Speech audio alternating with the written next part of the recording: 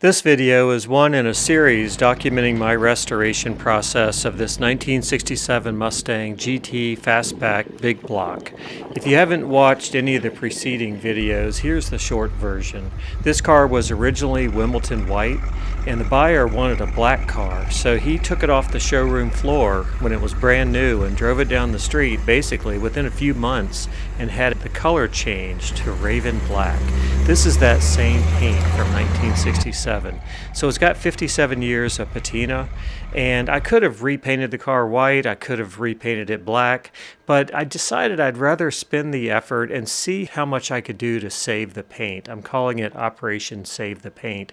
So this video documents a lot of careful, tedious hours of effort going through doing paint correction and touching up dings, doing wet sanding and polishing, and seeing what I can do to save this paint the best it could be. I can always repaint it later, but this is an effort to see what I can do to save that really cool paint from 1967. So join me for the ride.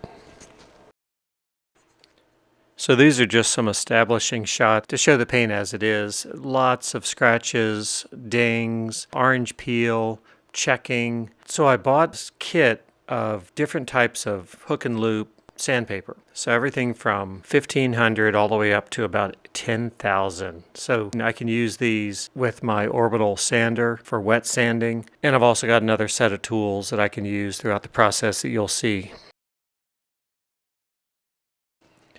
As I start this process, I don't know for sure that it's going to work. So at any time, I'm prepared to abandon this idea and go ahead and have the car repainted. But I'm going to start on this front passenger side fender.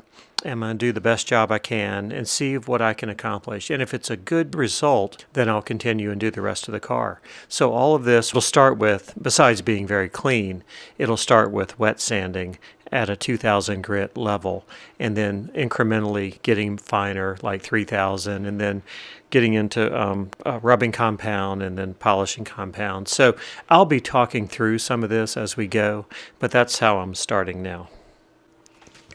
You could look at that 2,000 grit sandpaper and also the rag I used to wipe down the fender, and you see the black paint, and that's part of the idea. So even though it's a little bit scary, I have to remove paint in order to get a flat surface that's going to look prettier and be more reflective of light. So that's always been part of the design, but it's always hard to think about. We're not used to sanding on our cars and seeing color come off, but this is single stage. It's not a base coat, clear coat. It's a single stage paint. So that is the medium that I have to work with. You'll notice certainly here in the early stages of this process, I'm very tentative. If I get carried away and just start cutting the paint and all of a sudden I daylight primer, then the whole job is over and I'm having the car painted. So you'll notice how I take multiple small bites of the elephant to see if I can correct the paint without cutting through to the next layer. So I get more confident as I go around the car, but in the beginning you'll see multiple passes, multiple attempts, and I'm kind of sneaking up to the monster. So it worked out, by the way, spoiler alert, it worked out well, but I didn't know that at this point in the video, so I was being very careful. You'll also notice whenever I'm doing this, I'm always staying away from the sharp edges, the corners, because you know what happens there. If you get on an edge with a sander, the PSI will go to infinity, and that'll be a lot easier to cut through. So anytime I had edges or seams or ridges or corners, I did those by hand instead of using the machine.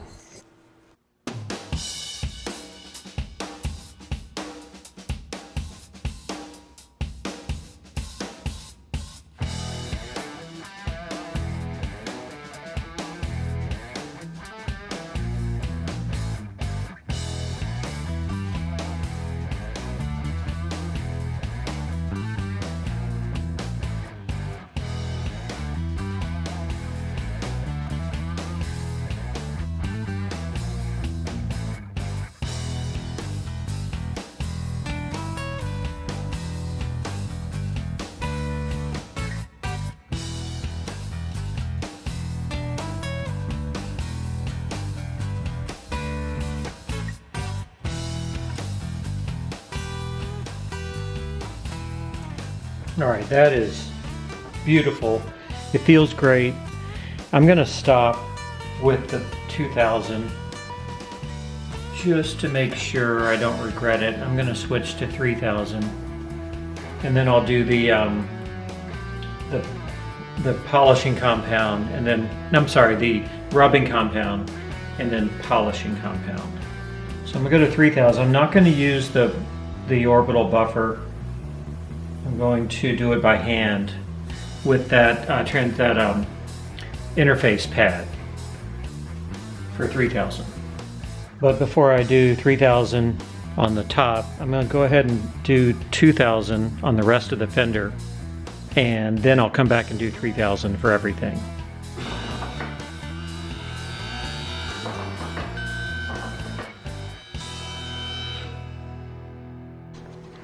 So before I do the 2000 on this fender, I wanted to try to capture the condition. If you look at that light in the reflection, you can see the orange peel and a lot of, I think it's called crazing, little crow's feet. So that's what I'm hoping to get rid of. If you look at those tires and the reflection, I don't know if it shows up. Hard to get the camera to focus. There's a good example. So anyway, and there are a couple of repairs I've done where there was a door ding, you know, a shopping cart kind of ding. Those I did off camera, like here. So they will polish out, or they'll sand out and then polish out. So now is time for 2000. And that condition continues all the way across into the door. So I'll do a comparison before and after in the after I finish the fender and before I do the door.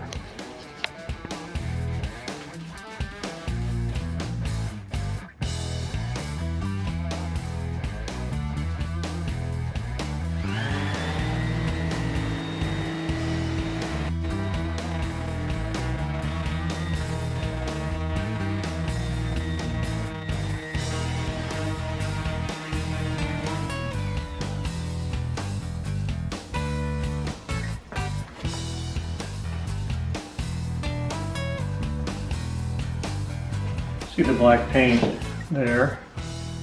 Because remember, no clear coat on this. This is a single stage. So we're removing paint, not clear coat.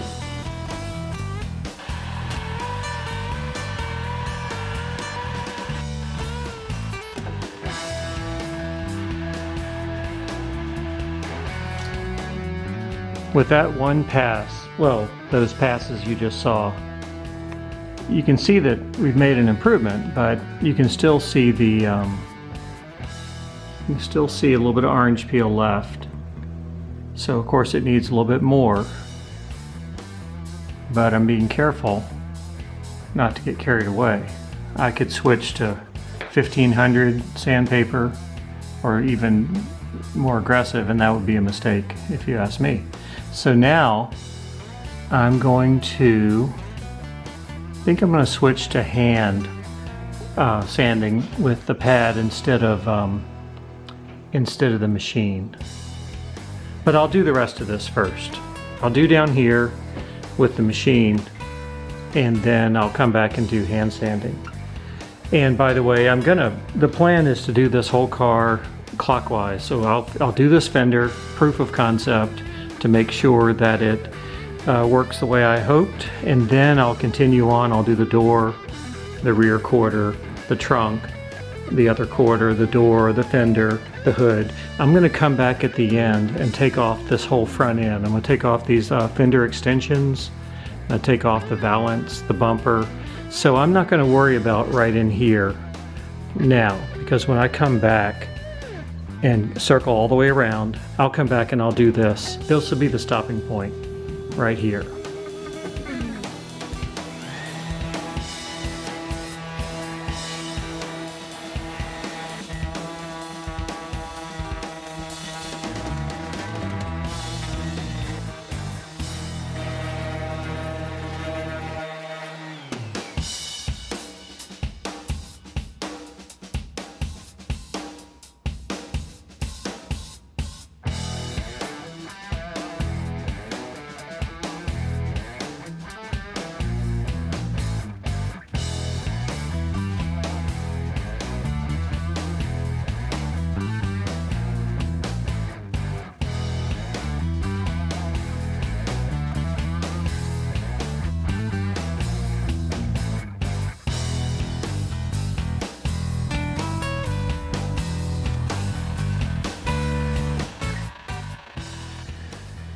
Alright, so 3000 grit.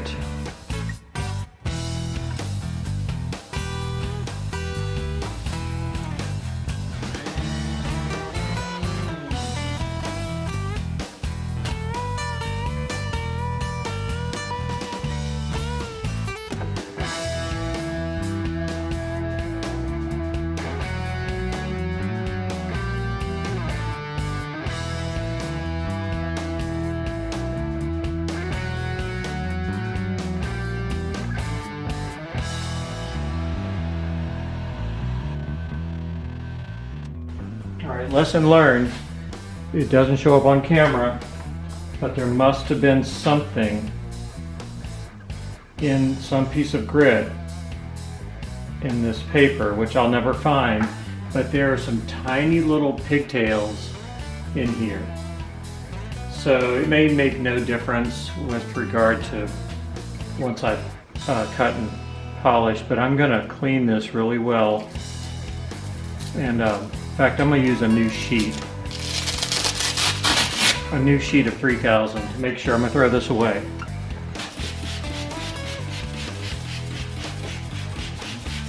I'm going to do it again with 3000.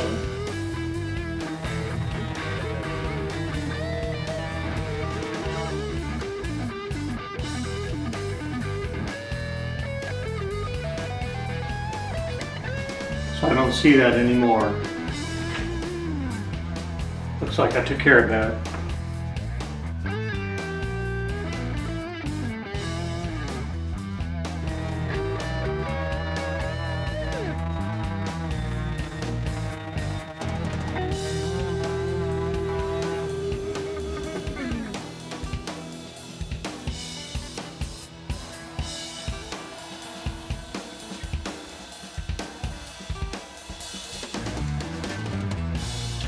All right, I'm going to go over that with 3000 by hand, and that is just buttery smooth.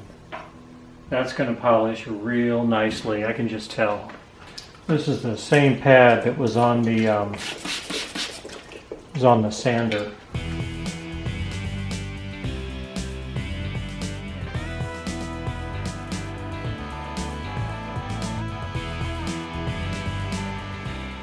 So when I do this, I can't tell that there's any sanding. I mean, you know, it just feels like I'm rubbing a piece of foam on the paint, which is understandable for 3000. So I'm using my 6-inch Porter cable dual action polisher. I'm going to start with, I got some Adams products, compound and polish. I'm going to start with the compound with a yellow disc, and that should be a good starting point to cut down the 3000 grit scratches, and then I'll switch to the polish and with a different pad, and we'll see where it goes. You should prime the pad first.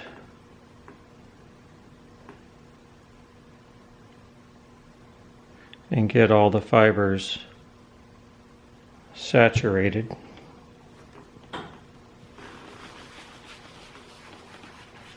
Some people use wool pads. They're known to cut a little bit more. Since I had 3000 as my final wet sanding, I didn't feel like I needed to cut as much. So I've done a little bit of priming. Now I'm just going to put three little spots. We'll move this over to the car. I'll start with low speed just to move it around. So that may be a little bit too much product, but we'll work it out. So now I'll pick the speed up to about 4 out of 6.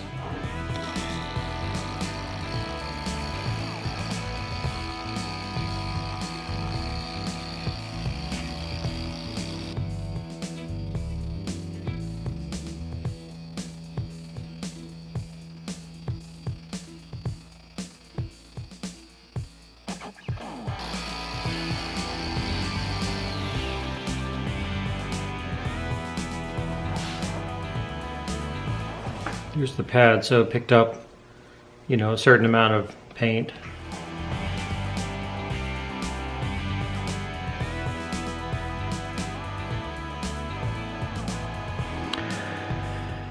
So that's compound.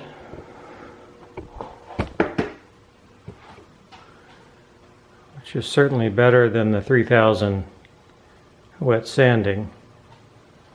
So let's see what happens with the polish. Hopefully it'll take care of what's left. This is polish. Prime the pad in 3 dots. Low speed to spread it around.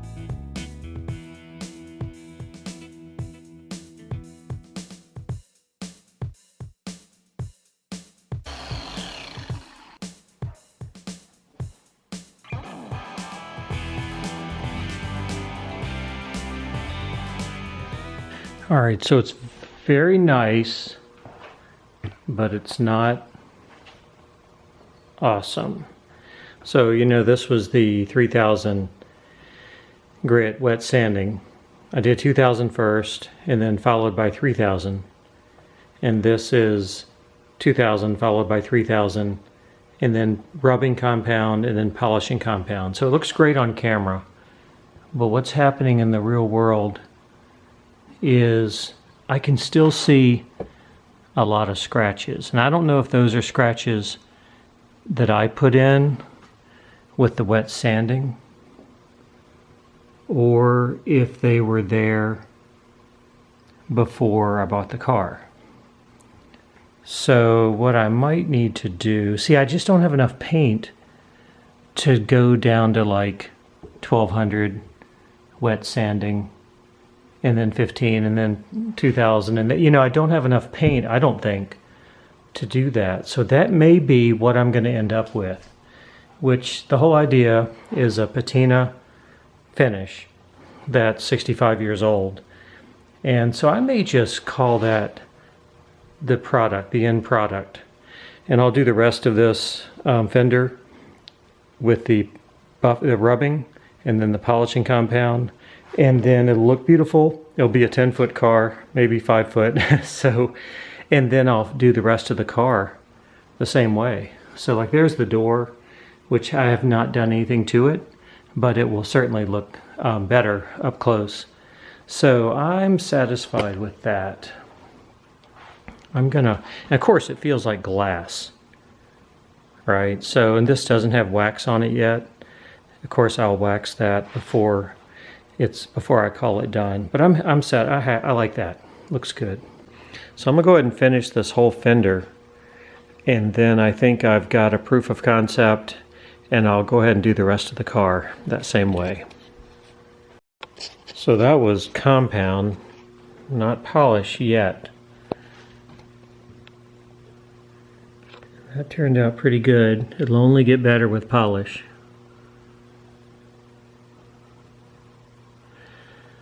Not bad for 56-year-old paint. So I use that smaller 4-inch to get around that antenna.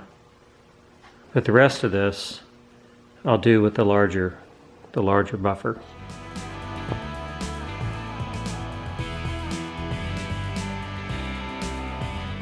Looks good. Not great, but this is just the compound, not the polish.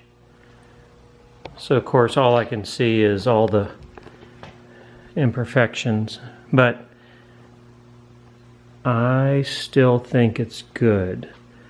So I'm going to finish compound on the bottom, that bottom below that belt line, because I've got all the chemicals out, and then I'll switch to polish for the whole fender, and then we'll see where we are.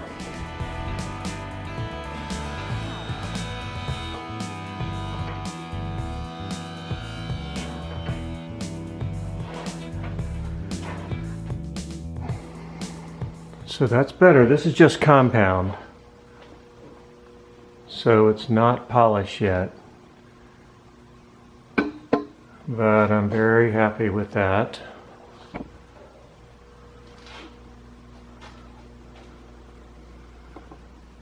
So now let's do polish.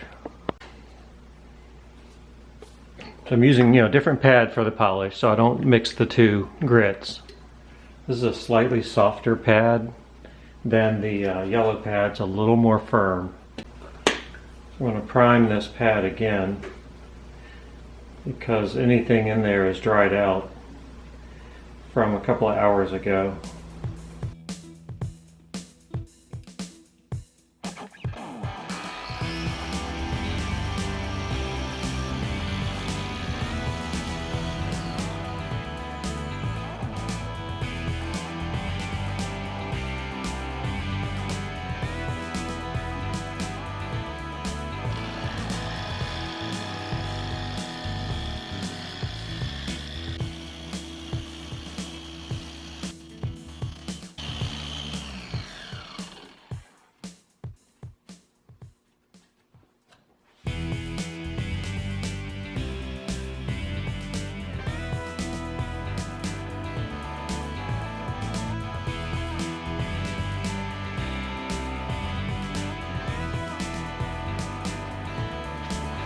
Very nice. Now I still need to do the top. I need to polish the top, but I'm satisfied with that, considering what it is.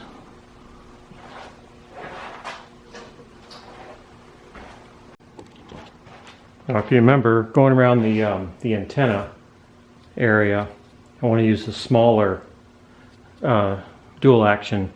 This is a polishing pad by Adams. So first time this one's been used, so I need to prime it just like the others.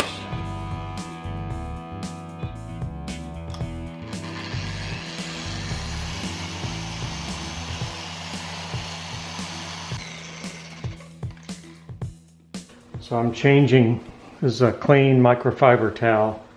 It's been washed because the other towel theoretically has rubbing compound residue in it. Yeah, that looks really nice. So that looks awesome around there. So now I'm going to do the rest of this fender top with the larger DA. And that'll be it. Well, then the last thing for this fender is to apply wax.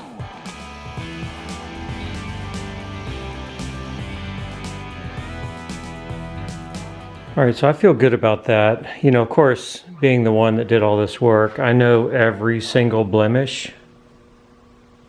But I'm looking for a patina finish and an original finish, original paint. So I'm gonna call that a win. And it doesn't have wax yet. Wax would also improve it. And so I will do that, but it's going to be, and I've got that bright trim that goes around the wheel arch. That'll make it look nice. I've also got a GT badge that goes on the fender, so that'll also brighten it up, and I think that's wonderful. So this whole idea with this fender was a test to see how effective this is. So the answer is it's good, and I'm going to do the same thing on the rest of the car. The door will be my next target, but just notice both of these front fenders look the same before I started, so you can see the condition there, right? Let's look at this other fender. Compared to this other fender, see if look at that. Look at that fluorescent light. This is what that other fender looked like before. Do you see all those crow's feet? Or that checking? That is how that other fender looked. So I think it's been a fantastic improvement. Lots of orange peel. Look at those lights, ceiling lights. So that's where it came from. So I'm going to call that a great improvement. And I'm going to do this to the rest of the car. Right, the final step is some carnauba wax to put a nice coating on the surface.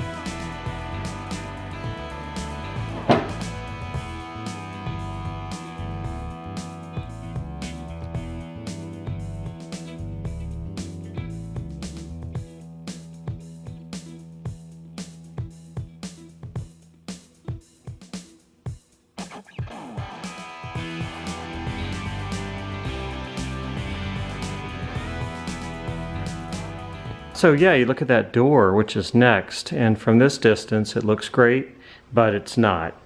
And here is some examples. So grocery store, shopping center door dings. You see 3 of them there. 4, 5, 6, 7, 8, working their way down the door. And there's no collision damage, it's just little dings. There's another one right here, focus. So, and orange peel. But the door is straight and has no rust. Alright, so I've made a decision regarding all these dings that are on the door. I counted all of them. And I counted 36 individual dings, door dings, that I would have to fix. And it's quite I haven't really documented much of that work, but it takes a lot of time. And I think what I'm going to do, I think I'm going to cut down, I'm going to take my orbital sander and maybe some 1200 grit, 1500 grit. I'm going to cut down that paint to the metal, and effectively just on that edge, just on that edge, and then mask it off and shoot it with lacquer paint, and then work on that with my sanding technique to bring it all back. I think that'll look a lot better as an edge instead of 36 little repairs that will be, each one will be a little bit imperfect. So it's going to be scary to do that, but I think it's going to work out great. All right, well, here goes nothing. 1500.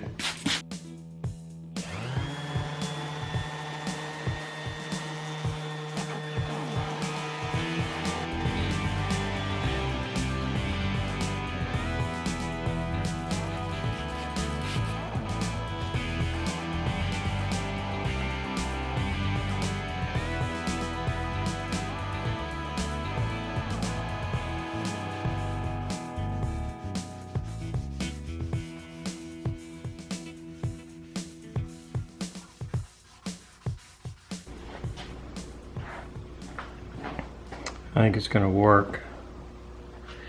I'm not done yet. So using your fingernail, I can still feel, especially below the line, I can still feel some of these. So I need to do a little bit more, but then I can use paint. I can use the thickness of the paint and the subsequent sanding to feather that out. I think I just saved like 5 days of work by doing it this way. Alright, so I've got things ready to spray this line, this body line. And so it's totally prepped, sanded, abraded, clean, degreased, alcohol, ready to go.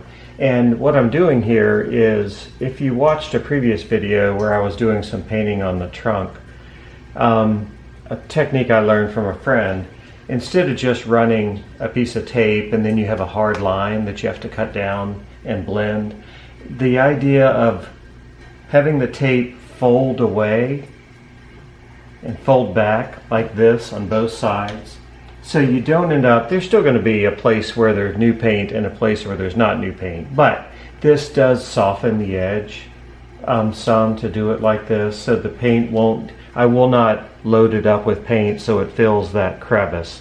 That would defeat the whole purpose. But I'll do light coats, several light coats to put paint in this area, and hopefully it won't have as much of a line. I'll still have to use my tools to, wet sanding and block sanding to cut down that paint and to buff it and bring it up to a shine. But I won't have as much work to do for this line.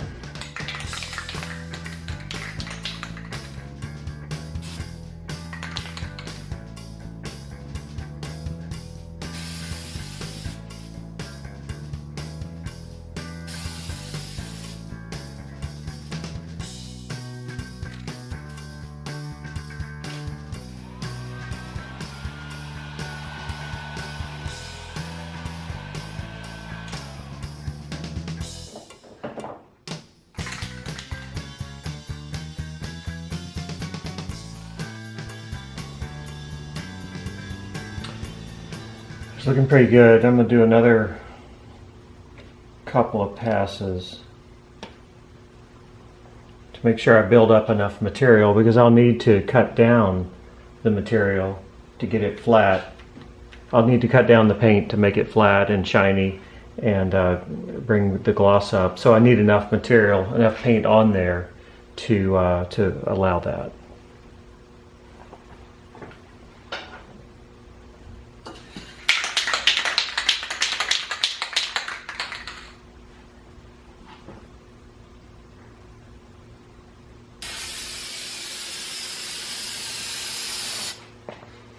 Each time I'm a little closer and a little slower because I'm trying to build up the wetness. As you know, the last coat should be wetter than the first coat. So I'm just hoping I don't fill that crevice with paint. That'll just be more work for me later.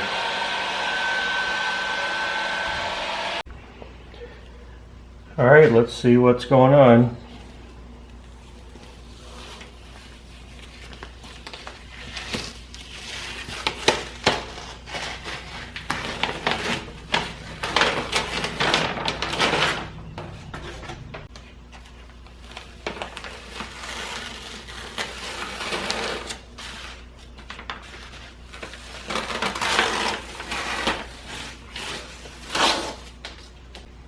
All right, that's going to work out just great. So this tape that I put on first, the paint never got to this tape, so it's not going to create a hard edge.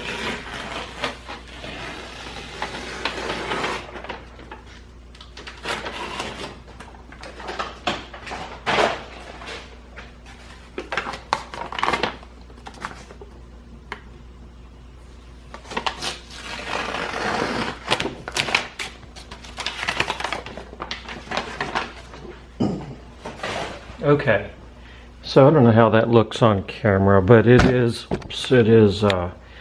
just what I wanted. So I braided the surface a little bit wider than what I painted. So any new paint that I shot was hitting a surface that was clean, and it was abraded with 1500 sandpaper to make sure I get a good bond. Now, so like I said, there were 35 dings here.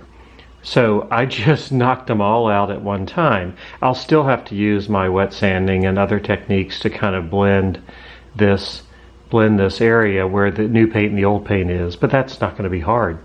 And then there are a couple other dings. There's one here, let's see if that shows up, that was outside of the area of this body line. So I'll do a one-off repair of that. Then I'll wet sand the entire door in 1500 and 2000, maybe even go to 3000, and then it'll be rubbing compound, polishing compound with a DA. So I think this door is going to turn out great. So now I just need to move on to the next item on the door. So I'm going to pick a few of these localized spots. This is a previous touch-up. So there's a little rough spot there because there was a ding and a previous owner just dabbed it with paint. And there's one too. So I did 10 of those on that fender, but I didn't record it. So I'm gonna show how I do one or two of these, and then I won't show the rest of the car because there are probably 50 that I'm gonna have to deal with. But as far as these, I'll do a little explanation. So for these two, or any place like this, the first thing to do is to make everything very clean.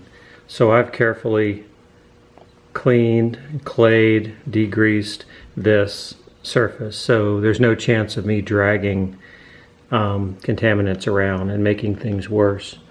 But the first thing to do in this case, this is built up a little higher than the surrounding area, so I've got a nib file, and I'm just going to see if I can knock down. You can hear it there.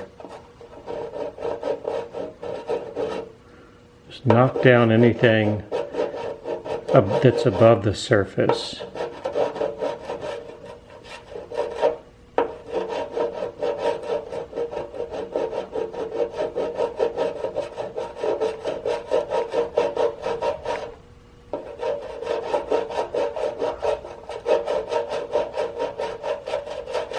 So I'm not putting any pressure to speak of, just the weight of this little block until it kind of glides over the surface and you can't feel any resistance. So that put some scratches in there, but that's part of the plan, and my job is to remove those scratches. I'm going to take some 1200 grit sandpaper and do some wet sanding, very localized wet sanding right around there, and further clean it up. I don't know yet. I probably am going to have to add a little dab of paint, but first things first is to make it flat and see what I've got. So I'm taking this same block that I used around the door handle, and I'm just using the end of it. So that's just to make it smaller so I can get right here, and I will do this as wet sanding. And I'm just going to very lightly do a crosshatch pattern.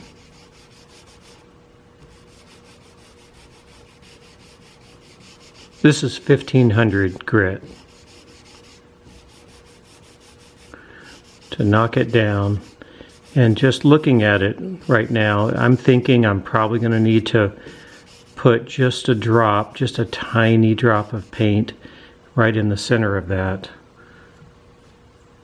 to add material, and then cut it back down. Now see, I have to find the other one. It's so mild, so I lost track of the other. There it is right there.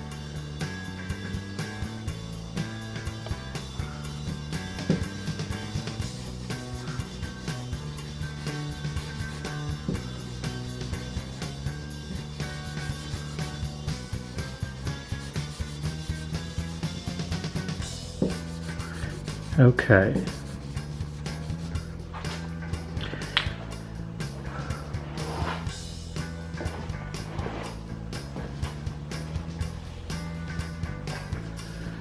So both of those,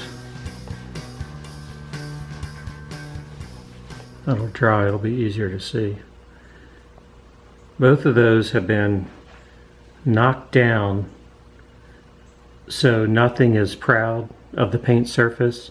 I know it probably doesn't show up on the camera, but I can see that that's a little bit of a concave, kind of a crater, and that is a little bit of a crater.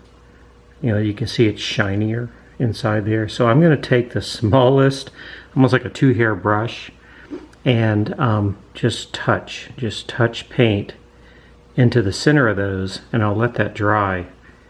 And tomorrow I'll nib file that, cut that back down.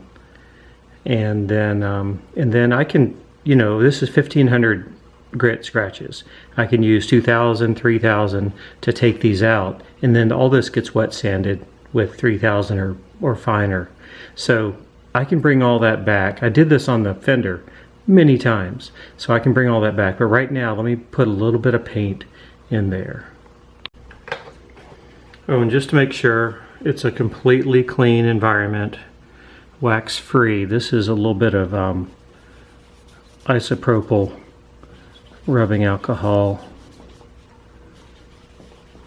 It's not 100%, it's like 70%.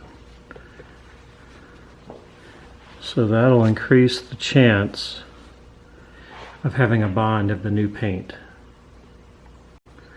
So to do this, I've got these tiny little Q-tip type brushes.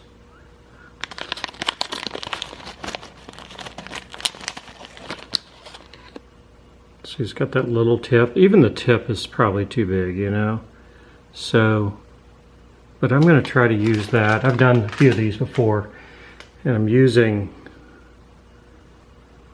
this touch-up paint that is lacquer, because that's the type of paint that is on this car, so I don't want to mix other types of paint.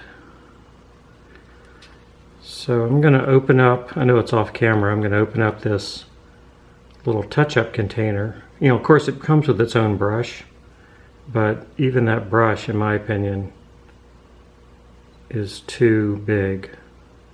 So I'm getting a little bit of paint on that little pink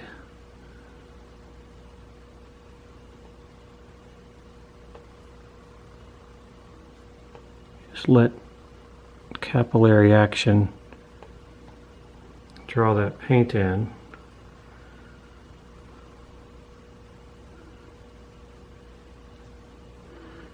And I often do this 3 or 4 times. What'll happen is, even though that paint might look like it's sitting above the surface, once once the solvents come out of it, it'll shrink back and it will probably be below the surface. But that's okay. So I'm going to let that cure tonight, tomorrow, a couple hours from now, or maybe I'll probably come back out tonight. It's like 7 o'clock at night right now. And I will add another dab, just like I just did. And add another dab of paint, because that will have shrunk down and will probably be, it won't completely be proud of the surface. It'll be it'll be less of a crater, but just a little bit less.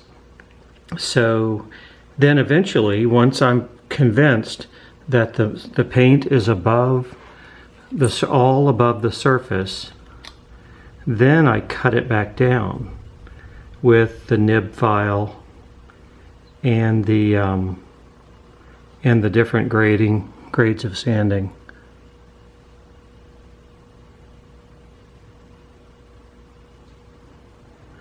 So I'm just impatient here. I'm going to try a little bit more right now.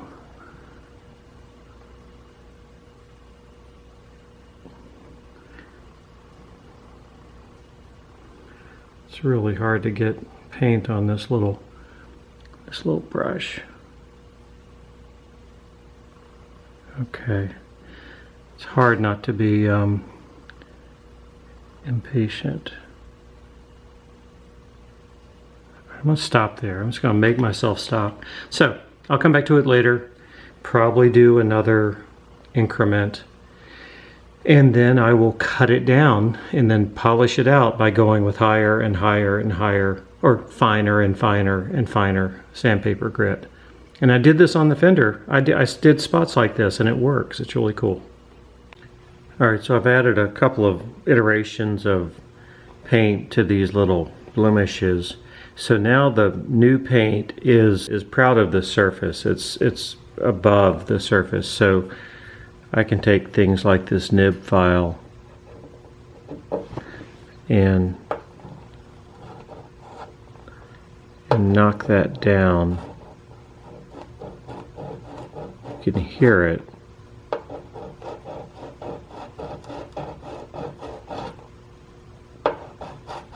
You see how that's,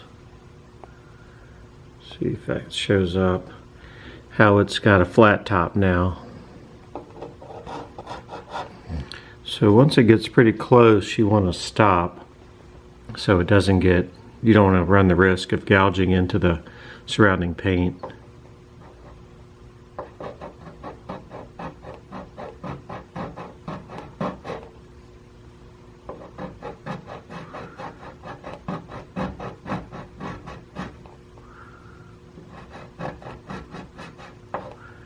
Alright, so these are still slightly above, but now I switch to sandpaper. So this is 1500. And I'll do a little bit of wet sanding.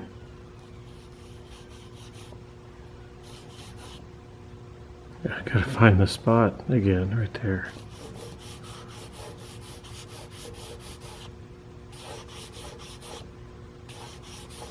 I'm not putting much pressure on at all. The weight of the little piece of wood.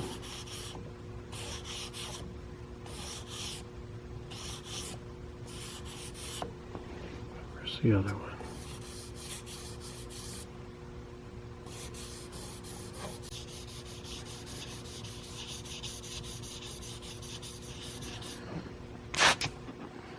So that's probably it for 15. Then I'll switch to 2000, maybe even 2500. And that's all with block sanding. And later, you know, I'll be wet sanding the whole door with even finer grit using the orbital machine.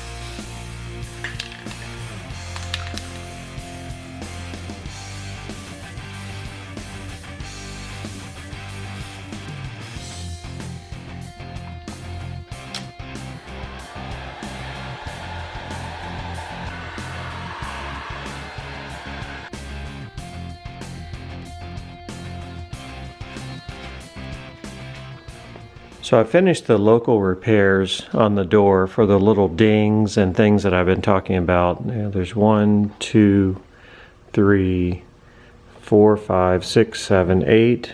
I don't know if I counted that, 9. And then over here on this edge, repainted that edge. Everything now is ready for wet sanding. I'm going to go with 1500 wet sanding. That's the way I did that fender. And then I'll follow it with 2000 wet sanding using the dual action polisher for the motion. And then if I don't go to 3000, then I'll go to rubbing compound and polishing compound, just like I did the fender. And that door should shine up great and look great without blemishes. And then I will move to the quarter panel. All right, let's see if we can get rid of some orange peel.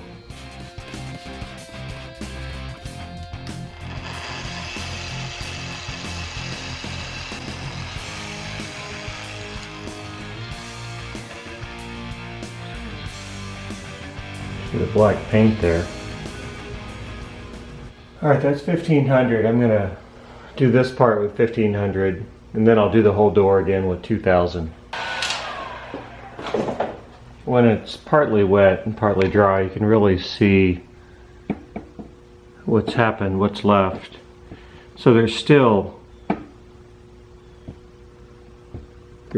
some orange peel texture, but I don't have the luxury like you have on a modern clear coat car. I can't just keep sanding and sanding and sanding, because this is, I'm using the paint as my substrate to sand. I'm not sanding clear coat.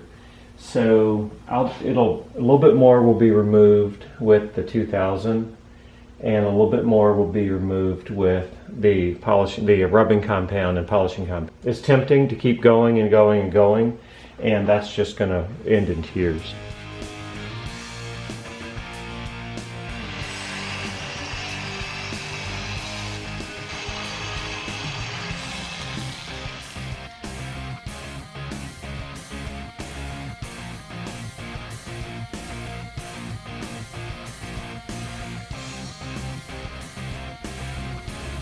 I'll do this part by hand with the 1500 just to be really careful.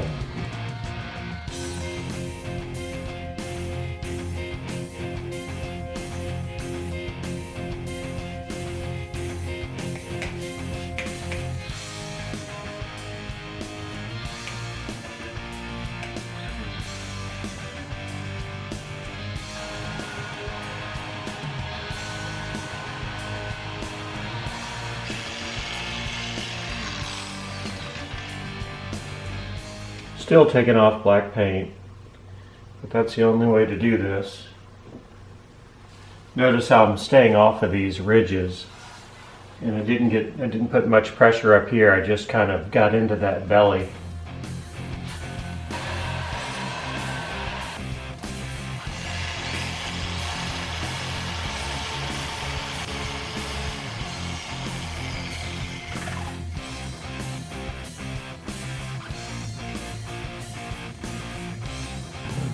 I need some more passes to get a few of the repairs I did, plus the edge. So I'm going to do one more pass with rubbing compound. Okay, off camera I did a second pass with the rubbing compound, and it's better. It's better. So I'm going to continue on with rubbing all the way down and then polishing and then carnauba wax.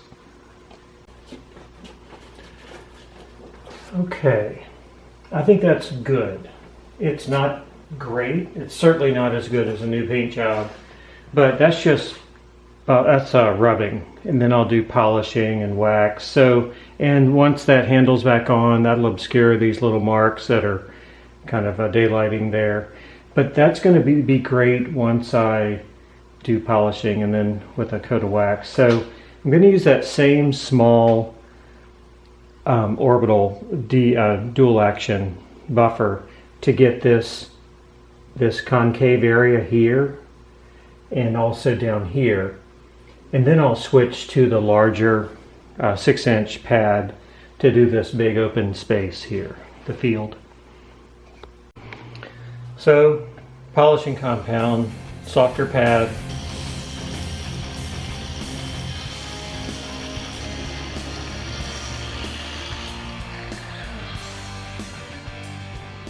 So not as much black paint coming off, which makes sense for a polishing phase.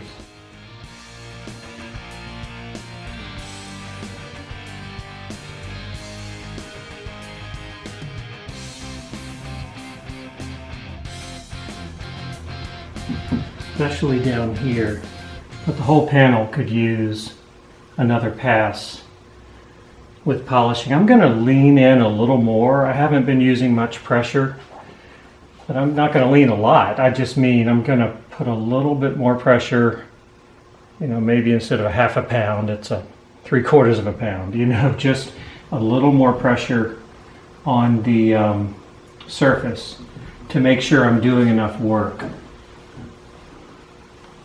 Because I'm probably not cutting enough because I'm just afraid of the thin paint. I'm going to try that next time, right now.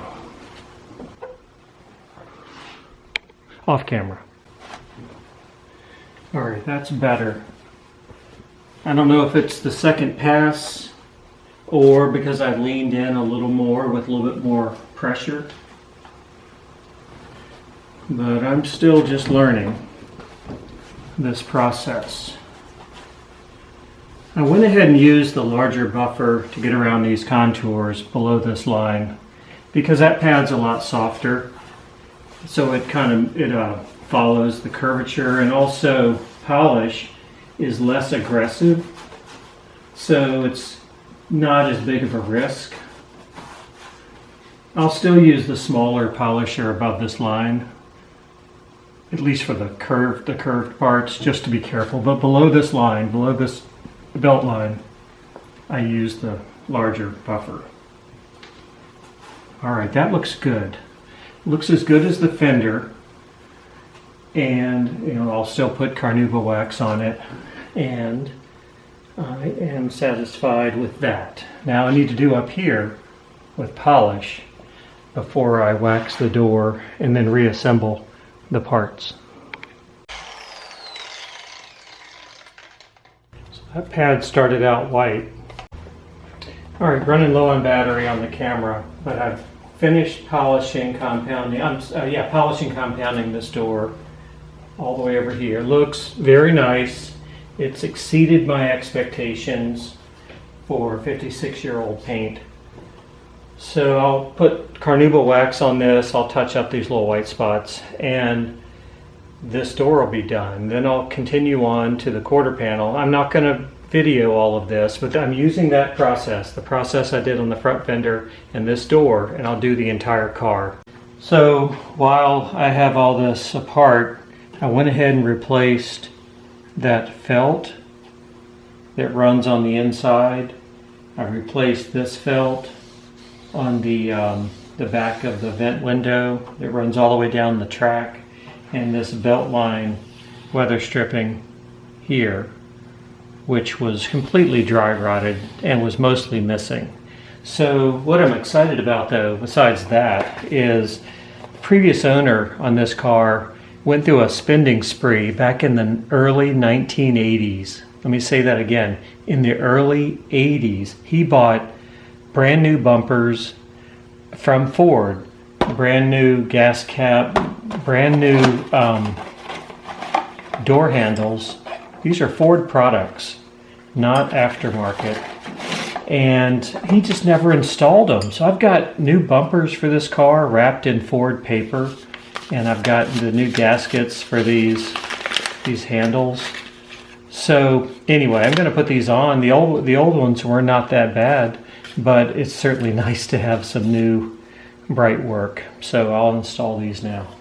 Replace the end cap here and the weather stripping around the bottom of the door.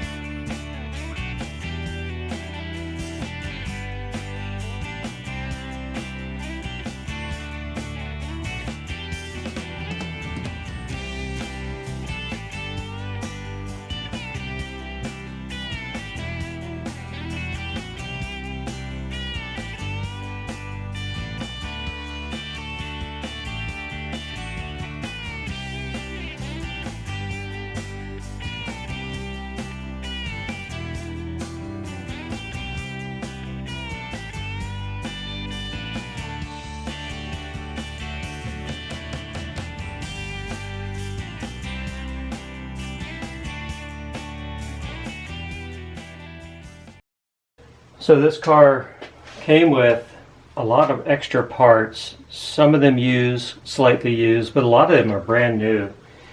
And these are from 1980.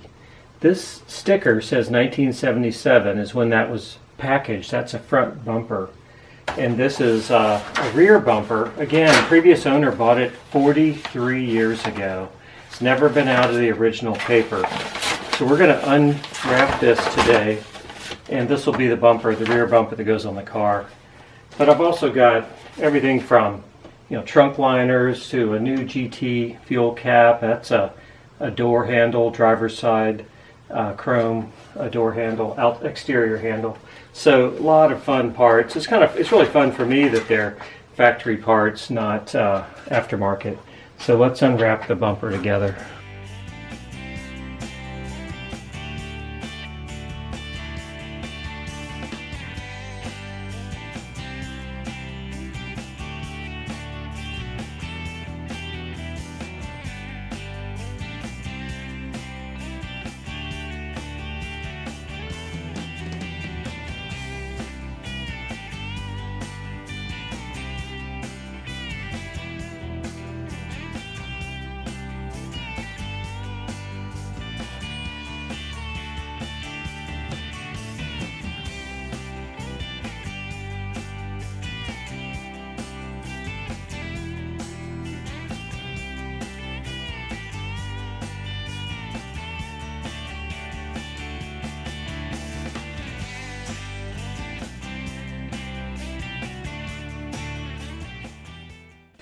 So I'm pretty sure these are the original exhaust tips, the quad tips that are rolled.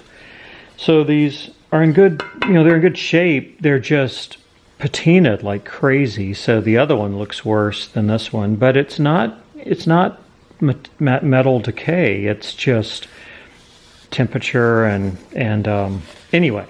So I'm using lacquer thinner and a Scotch-Brite pad on the other one to see if I can get it to shine up. I can always do some polish on these as well. But I could buy these things online. But my philosophy with this car is to try to use everything that's original unless I just can't. So when in doubt, try to save what I've got.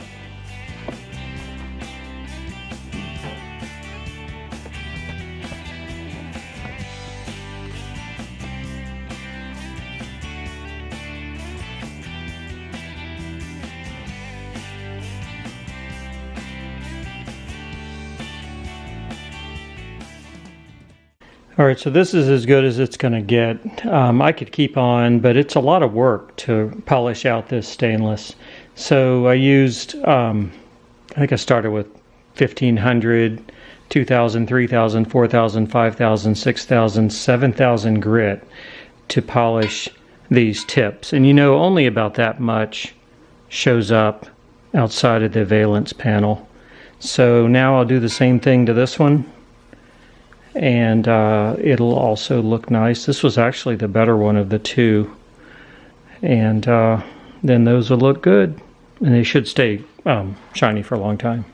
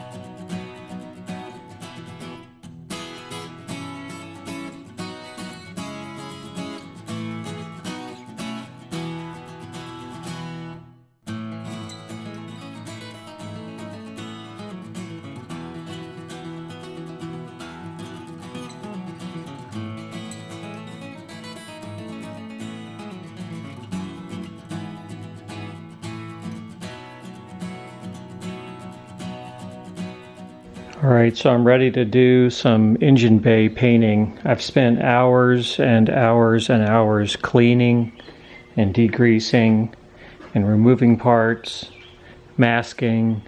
So I realize you can do a better job of this when the engine's out. That's just not the plan right now. If the engine ever needs to come out, I'll get the other parts that I could not reach today.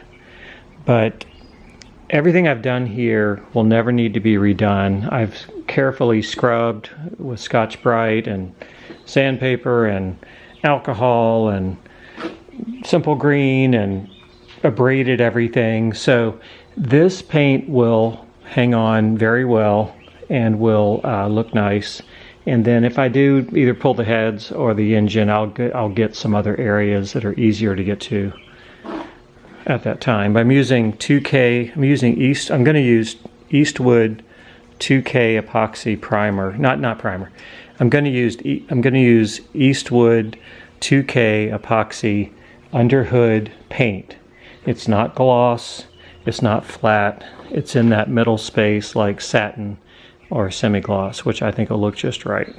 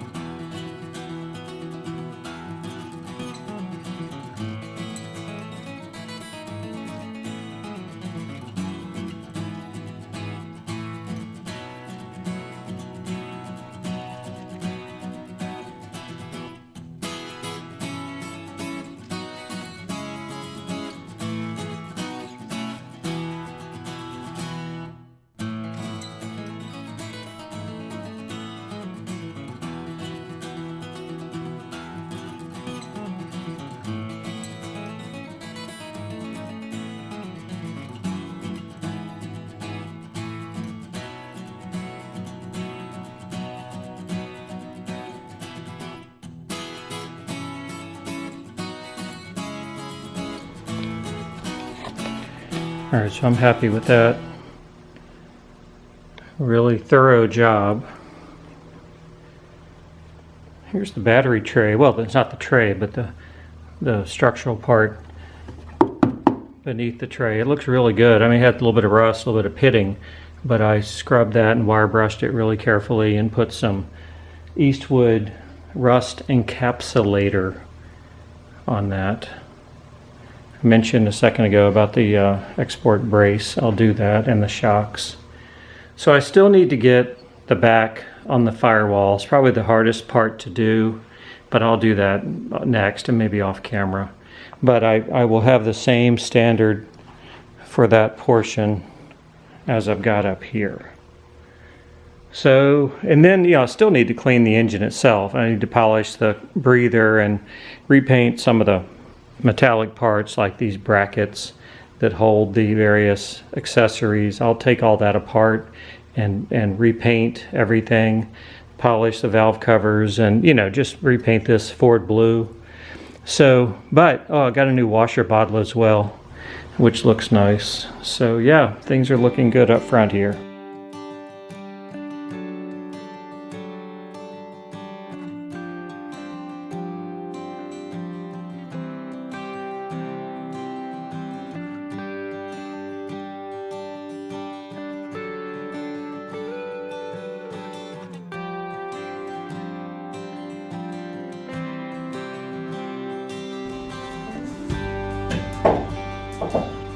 These shocks, I don't know if it shows up on camera, but you see daylight through there.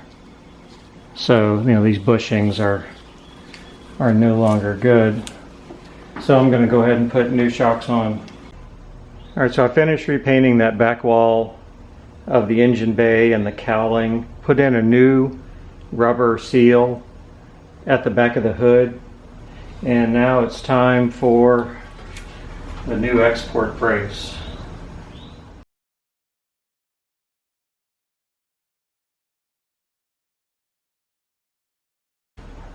Sometimes you hear people talk about how difficult it is to get these in because of movement on the body and the chassis.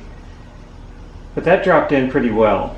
So, this car's been on a lift for a couple of weeks now, and that's like, at the jacking points, or actually inside of the jacking points. So that could have allowed it to relax, but that's good. All these bolt holes line up, and those line up in the back.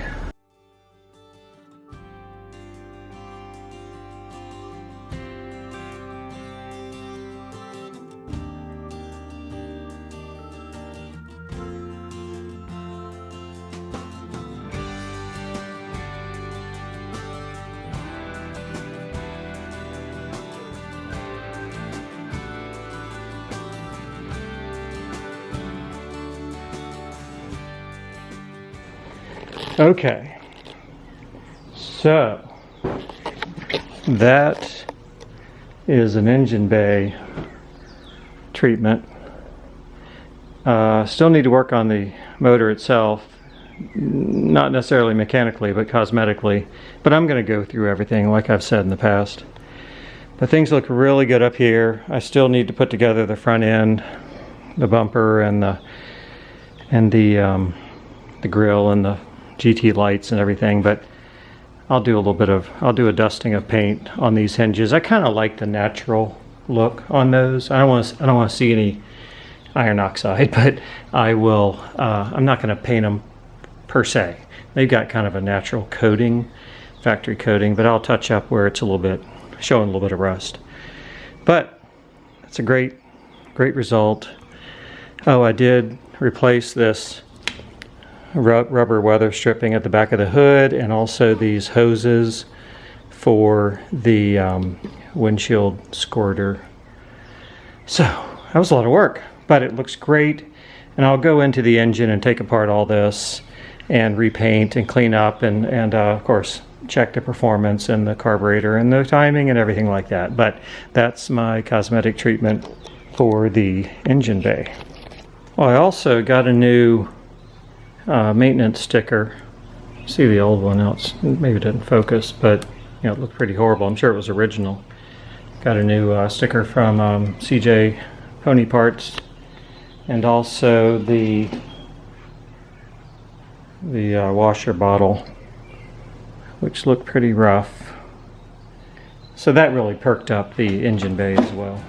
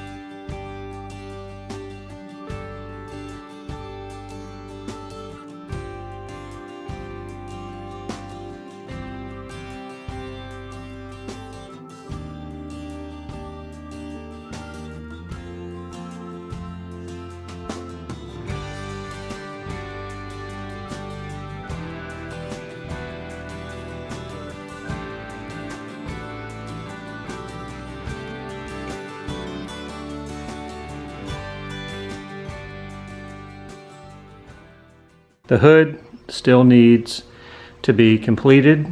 I'm going to polish the inside a little bit. It's got a really good coat of epoxy paint, but it needs, probably needs a little bit of polish just to get rid of the texture. And then I'll flip it over and start working on paint correction for the surface of the hood. You remember, I'm not repainting, I'm just repairing dings and doing wet sanding and things like that.